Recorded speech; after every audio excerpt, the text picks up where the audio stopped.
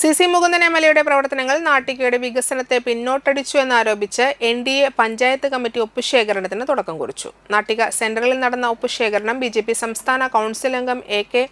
ചന്ദ്രശേഖരൻ ഉദ്ഘാടനം ചെയ്തു. നാട്ടികയിൽ അടിപ്പാതയ്ക്കായി യഥാസമയം ഇടപെടുന്നതിനോ ഇപ്പോൾ അനുവദിച്ചിട്ടുള്ള മേൽപ്പാലത്തിന് ആവശ്യമായ സ്ഥലം ഏറ്റെടുക്കുന്ന വിഷയത്തിലും എം.എൽ.എ തികഞ്ഞ പരാജയമാണെന്ന് ബി.ജെ.പി ആരോപിച്ചു. BJP panchayat president PV. Senthilkumar അധ്യക്ഷത വഹിച്ചു.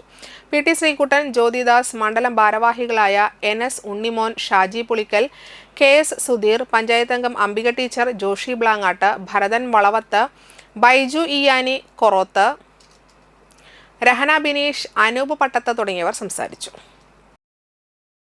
നാട്ടികയുടെ എം എൽ എ എന്ന് പറയുന്നതിലുപരിയായി എം.എൽ.എമാർ കഴിഞ്ഞ 15 വർഷം നാട്ടികയുടെ ജനപ്രതിനിധികളായിരുന്നു കൊണ്ട് നാട്ടികയ്ക്ക് പൊതുവെയും നാട്ടിക പഞ്ചായത്തിന് പ്രത്യേകിച്ചും നമ്മളിപ്പം നിൽക്കുന്ന നാട്ടികയിൽ ദേശീയപാത അതിനൊരു അടിപ്പാത അർഹത ഉണ്ടായിട്ട് പോലും അത് നേടിയെടുക്കാൻ വേണ്ടി ഒന്നും ചെയ്യാതെ, ഹൈവേ അതോറിറ്റിയുമായിട്ടൊന്നും ചെയ്യാതെ ഈ നാട്ടികക്കാരെ പൂർണ്ണമായി വഞ്ചിച്ച, നാട്ടിക പഞ്ചായത്തിനെ പൂർണ്ണമായിട്ട് അവഗണിച്ചുകൊണ്ട് വഞ്ചിച്ച ഒരു എം.എൽ.എ.